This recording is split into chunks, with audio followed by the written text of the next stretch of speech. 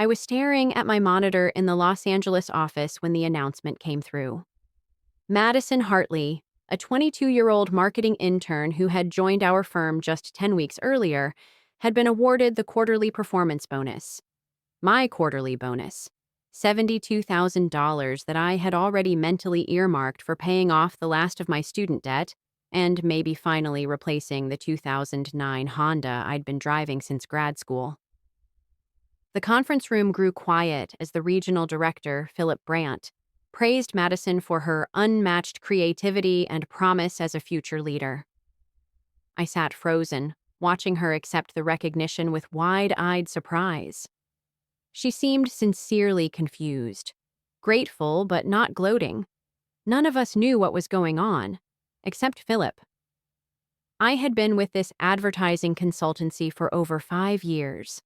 5 years of delivering last-minute pitches, salvaging accounts no one else could fix, and consistently ranking among the top 3 performers nationwide. Just this quarter alone, I'd secured 5 new corporate campaigns, each valued at more than Madison's yearly salary. According to policy, anyone exceeding their annual benchmarks by over 30% automatically qualified for the bonus. I'd hit 64%.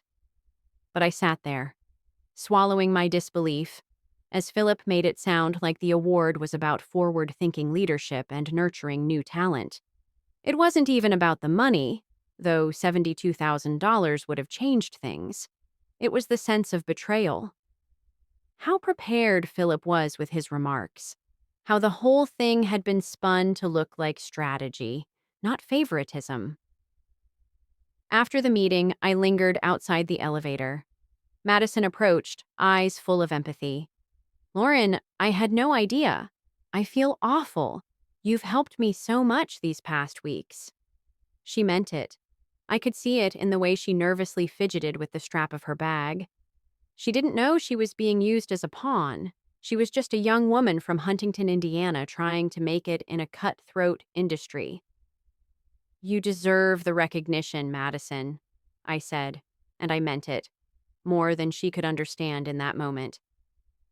That evening, I called my brother, Nate. I rarely call anyone after work anymore, but I needed a voice that would ground me. "They handed my bonus to the intern," I told him, staring out over the glowing grid of downtown LA.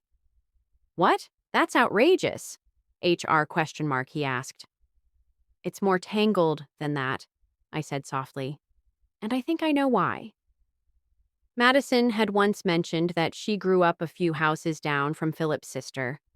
I hadn't thought much of it at the time, but now, it didn't feel like a coincidence. Favoritism in corporate America doesn't always wear a name tag, and this time, I wasn't going to ignore it. I think I know why this happened. During my first week mentoring Madison, she mentioned growing up in Huntington, Indiana, population just under 9,000. It stuck with me. It wasn't just a small town. It was the kind of place where everyone knows everyone. 2 weeks ago, I overheard Philip on a call in the hallway outside the break room. He was confirming plans to fly home for his mom's birthday. "Back to Huntington again," he said, chuckling. "Mom still insists on cake from Rena's bakery." Rena's bakery. Madison had mentioned it when we grabbed lunch the week before. "Best carrot cake in the state," she'd said. That's when the dots started connecting. From then on, I noticed more. Philip and Madison had a rapport that went beyond standard intern-mentor dynamics. They joked about teachers from the local high school, laughed about the same weird statue in the middle of town square, and even shared stories about a 4th of July parade they'd both attended years ago. So when Madison said her family had been close with the Brandts forever, I wasn't surprised. Philip's family. This bonus wasn't about exceeding targets or innovative ideas. It was about protecting legacy, repackaged as promoting potential. That's when everything shifted. Before I take you deeper into what happened next, let me ask, where are you listening from? I want to know how far this story travels. Leave a comment below if you've ever worked hard only to see someone else rewarded for who they knew instead of what they did.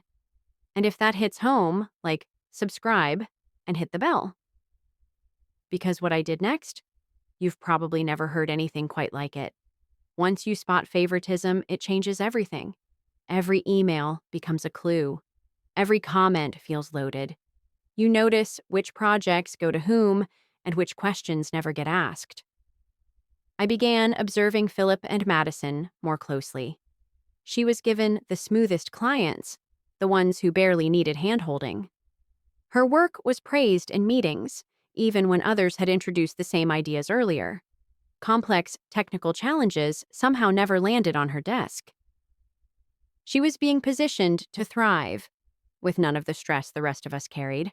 But Philip didn't anticipate one thing. I don't blow up. I don't send furious emails or stage dramatic HR walk-ins. My revenge? It usually starts with kindness.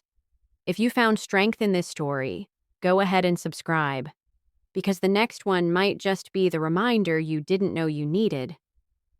That Monday, I sat on the edge of Madison's desk. "I've been thinking about your development," I told her. "You've got real potential. Honestly, I think it's time you take on some advanced responsibilities." Her eyes lit up. "Really? Lauren, that means so much. You're the sharpest person on this floor." And just like that, I began what I called Madison's Accelerated Training Program. I gave her my playbook, client management strategies I'd honed for years, decision trees I'd built from scratch, complex frameworks that even mid-level associates avoided. She took it all in, eager to prove herself. But I wasn't setting her up to fail. I was setting her up to see. I taught Madison how to map out full project timelines, how to account for scope drift, shifting stakeholder input, and the domino effects of vendor delays. We covered the relationship dynamics inside our most complex client accounts. Who actually held decision-making power? Who was passive-aggressive? Who responded best to direct versus diplomatic approaches? Then I moved her into advanced negotiation tactics. These weren't things you pick up in a training binder. These were strategies built through years of late-night calls, post-mortem meetings, and fragile partnerships that had nearly collapsed. Madison soaked it in, scribbling pages of notes, her eyes wide with determination. She had real talent. I'll never deny that. With proper mentorship, she might have become an outstanding consultant in a few years. But that wasn't what was happening. Philip had already decided she was ready, now. Not because of her performance, but because she reminded him of home. So I began nudging her into deeper waters. When a major client requested leadership on a systems migration rollout, I suggested Madison could take the reins. "She's got the insight and adaptability for it," I told Philip, smiling. When the executive board needed a presenter for our quarterly trend analysis, I said Madison offered a fresh, data-driven voice. Philip loved the idea. He approved every recommendation, never asking whether she was prepared. He was too invested in her success to think critically about the weight she was being asked to carry. While Madison took on more, I started shifting my own behavior too. For 5 years, I had been the reliable one. I was the one who stayed late, picked up weekend calls, and fixed broken deliverables without being asked. I'd worked through family birthdays, anniversaries, and flu seasons. I'd become so dependable, they stopped seeing the extra effort as extra at all. So I stopped. I began leaving the office at exactly 5:30 p.m. sharp. When emails came in Saturday afternoon, I replied Monday morning with a courteous, "Apologies, I was offline for the weekend." If a colleague asked me to pick up a last-minute deliverable, I politely explained that my bandwidth was already full this week. I wasn't trying to be dramatic. I wasn't trying to sabotage anyone. I was simply doing what every balanced employee should be allowed to do: maintain professional boundaries. And the cracks started showing almost immediately. Client requests that I used to handle quietly went unanswered for days. Troubleshooting issues that I normally resolved in an hour now lingered into the following week. Project timelines that had once flowed like clockwork suddenly wobbled with delays. The well oiled machine wasn't malfunctioning. It was simply adjusting to the absence of someone who had been holding it together without recognition for far too long. And no one, not Philip, not even Madison, had been prepared for what that shift would reveal.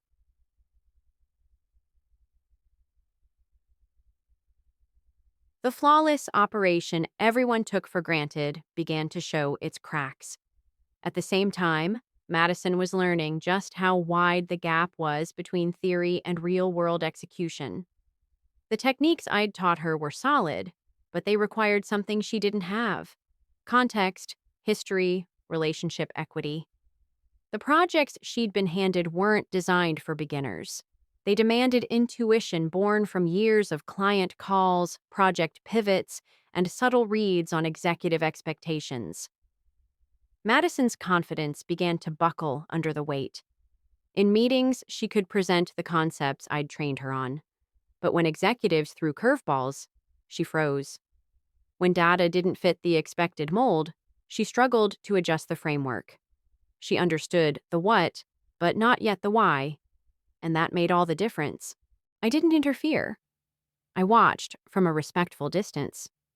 When she came to me looking stressed, I offered kind encouragement. When she asked for specific guidance, I reminded her that part of rising in this field is learning how to navigate ambiguity without a map. "You've got this, Madison," I told her with genuine warmth. "Trust your instincts. You're more capable than you know." Meanwhile, Philip was starting to sweat. The minor hiccups were turning into bigger messes. Projects missed key milestones. Clients who had once praised our responsiveness began asking why their emails were going unanswered. Presentations felt shaky, vague, and off rhythm. The division's once bulletproof reputation began to fray at the seams.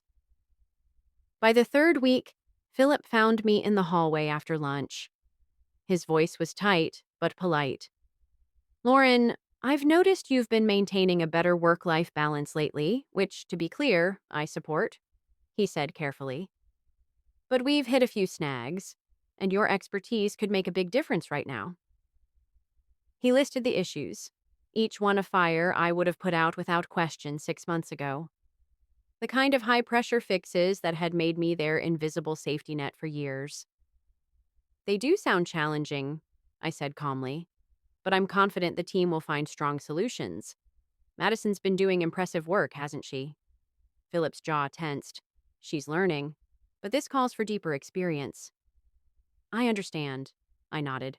"Unfortunately, I'm fully committed to my current deliverables. Maybe external consultants could help with bandwidth?" We both knew what that meant. Hiring outside help would cost the company triple my salary for work I used to do on nights and weekends.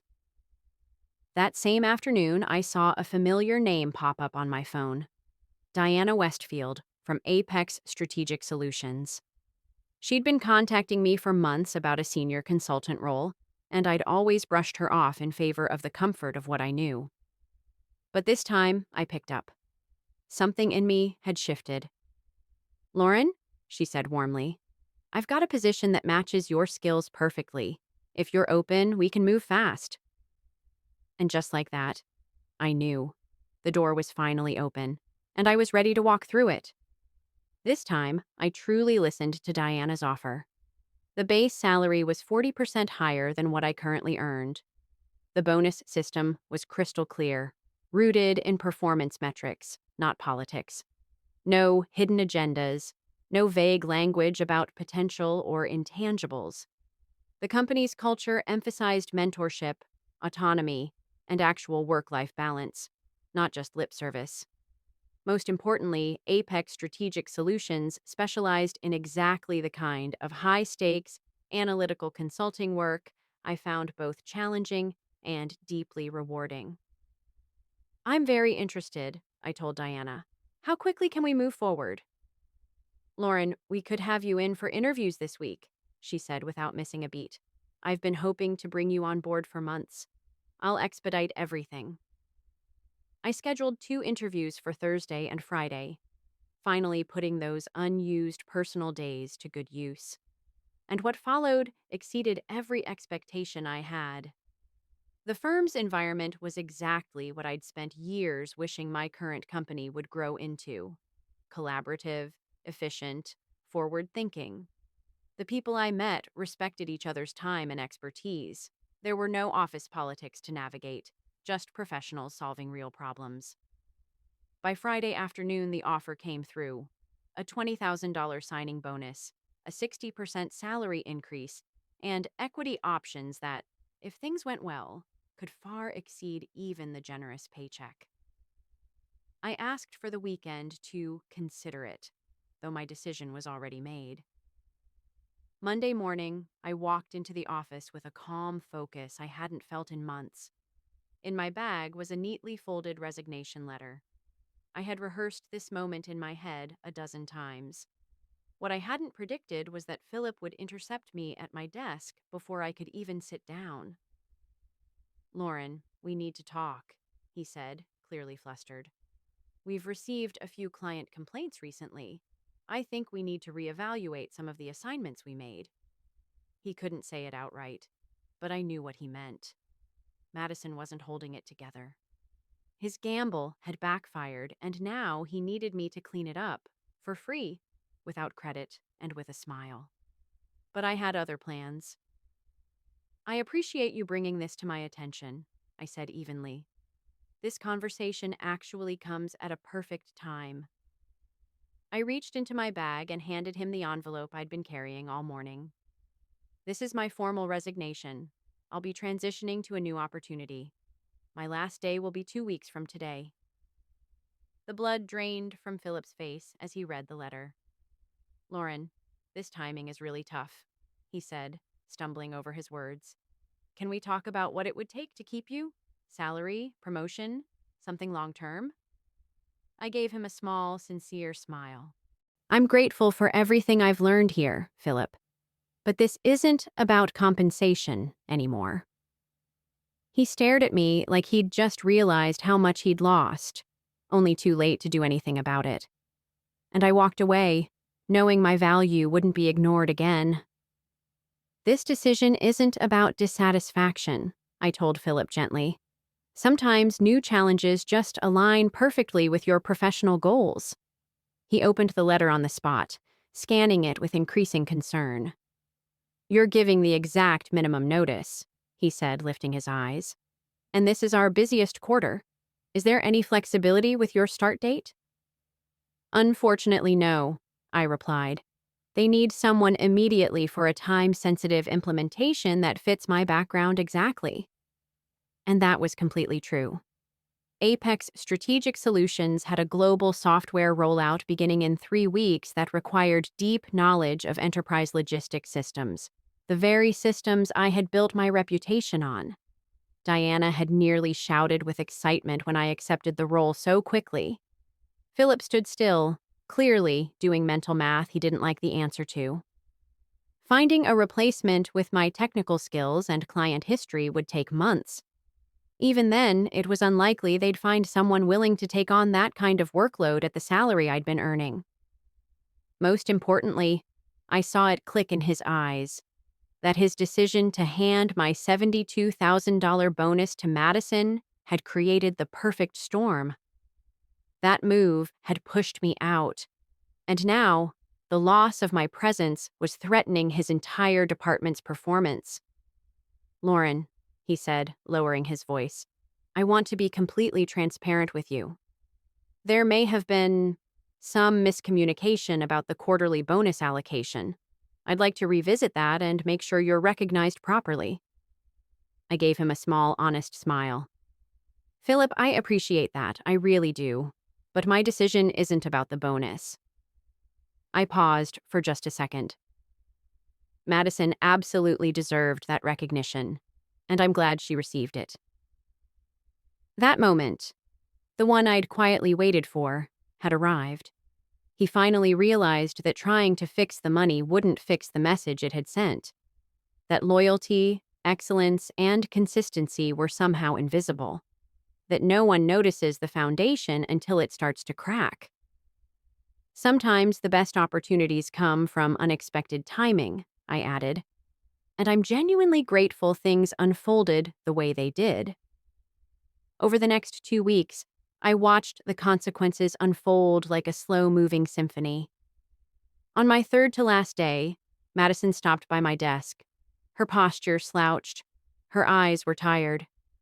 "Lauren," she said softly, "can I ask you something?" "Honestly?" "Of course. When you started teaching me those advanced strategies, did you know this would happen?" I looked at her, this bright young woman who'd been thrown into deep water too soon. She'd grown over the past month. Stumbled, yes, but grown. She had learned her limits, and more importantly, how to recognize them. "I knew you were smart enough to take on complex challenges," I said honestly. "But I also knew that you'd have to figure out your own way through them." She nodded slowly. "I think I understand now. It's not just about having the techniques, it's about knowing when and how to use them. That only comes from time and experience." "Exactly. And now you're building that experience much faster than you would have otherwise," I told her gently. Madison had learned more in 4 weeks than she probably would have absorbed in 6 months of gradual onboarding. It had been intense, even overwhelming, but the pressure had peeled back the surface and shown her what truly mattered. The actual skills, the gaps, and the growth she still needed to face. "I'm going to ask Philip to adjust my responsibilities," she said, brushing a loose strand of hair behind her ear. "I think I was promoted too fast. I want to make sure I'm really ready before I take on anything that complex again." I felt genuine pride rise in my chest. She was no longer the eager intern soaking up techniques like a sponge. She had become a young professional who understood the stakes and was learning to calibrate her ambition with self-awareness. "That sounds like excellent judgment," I said. "It's the kind of insight that separates a strong consultant from a short-lived one." Meanwhile, the impact of my exit had become impossible to ignore. The client, who had been waiting for their enterprise integration, had threatened to cancel the contract altogether unless they received a resolution within 72 hours. The quarterly executive presentation, once delegated to Madison, had already been postponed twice. No one else could pull together the analytics, performance metrics, and trend modeling in time. And then something interesting happened. 3 other senior consultants scheduled one-on-ones with Philip, quiet, loyal team members who'd always put their heads down and worked.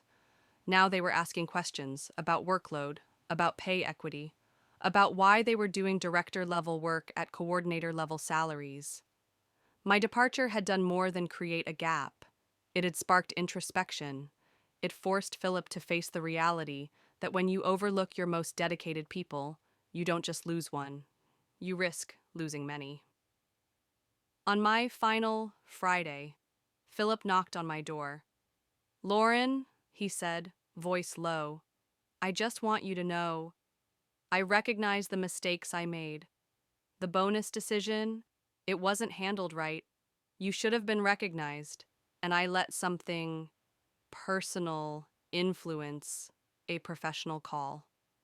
I appreciated the honesty more than I expected to. I respect you for saying that," I told him. "These decisions aren't easy, and I know you've had a lot on your plate." "Is there anything I can do to change your mind?" he asked.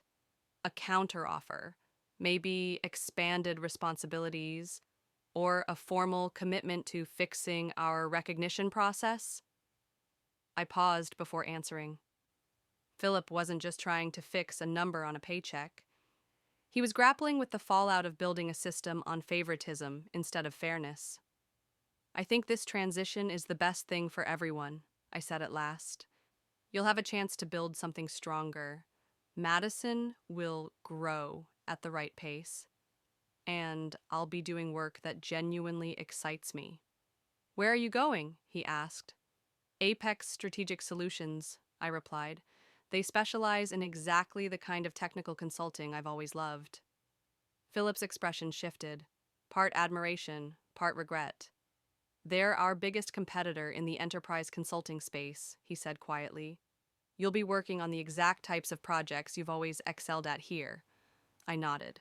That's exactly why I said yes. What Philip didn't know was that Diana hadn't just found my resume on a database. She had been targeting me specifically for over a year. Apex had been losing enterprise bids to our firm, and more than once they'd learned it wasn't just the company's name that sealed the deal. It was mine. Clients wanted me on their projects. Now, those same client relationships would follow me. Naturally, quietly, no sabotage, no recruiting emails. Just the organic shift that happens when people trust you, not just the logo on your business card. The irony wasn't lost on me. Philip's decision to redirect my $72,000 bonus to Madison had triggered a chain of events that would ultimately cost his firm millions more in lost business and diminished reputation. And that was something no high-potential intern could fix overnight. On my final day, Madison organized a small farewell gathering. There were donuts, cards, and more kind words than I expected. Even Philip stood to speak. Lauren has been the backbone of this department, he said to the group. Her dedication, professionalism, and mentorship have shaped nearly every success we've had over the past 5 years. I glanced around the room at the familiar faces, colleagues who'd become friends, Madison who had grown more than she probably realized, and Philip, now visibly aware of what his choices had truly cost. Thank you all, I said sincerely. This has been one of the most meaningful chapters of my career. I'm excited to see how you all continue growing and pushing the boundaries of what's possible. 3 months later, I received a message on LinkedIn. It was from Madison. She'd just been promoted to a senior consultant role, this time with proper preparation and mentorship. She'd even been featured in the company newsletter for launching an innovative client training initiative. I wanted to thank you, she wrote. You pushed me harder than I thought I could handle, and now I see why.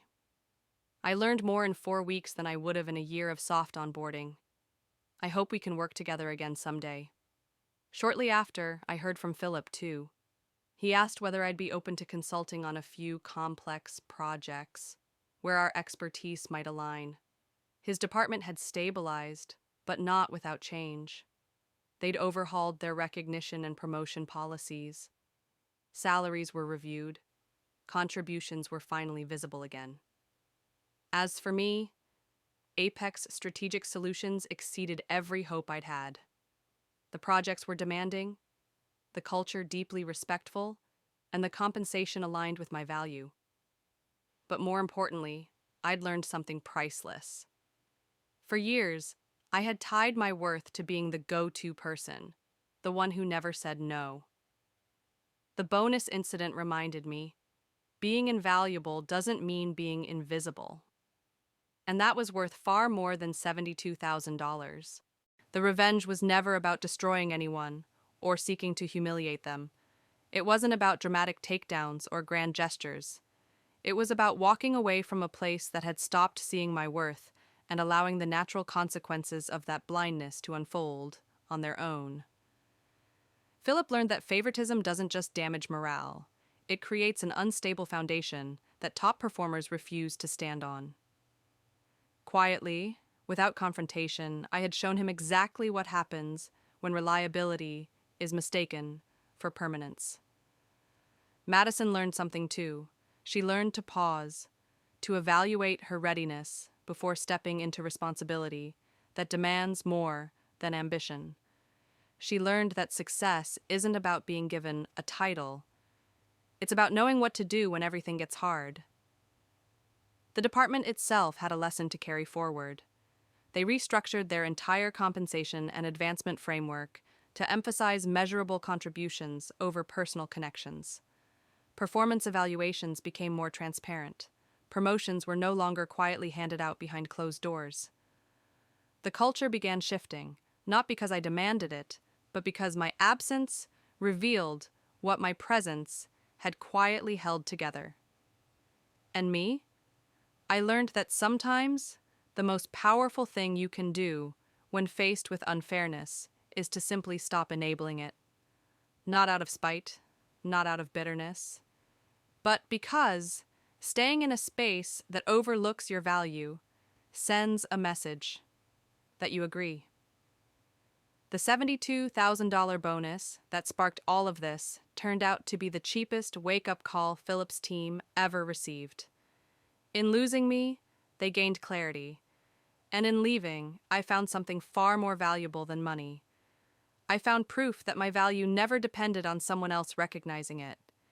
It was always there, and honestly, watching the situation unfold, exactly as I had anticipated, was more validating than I could have imagined.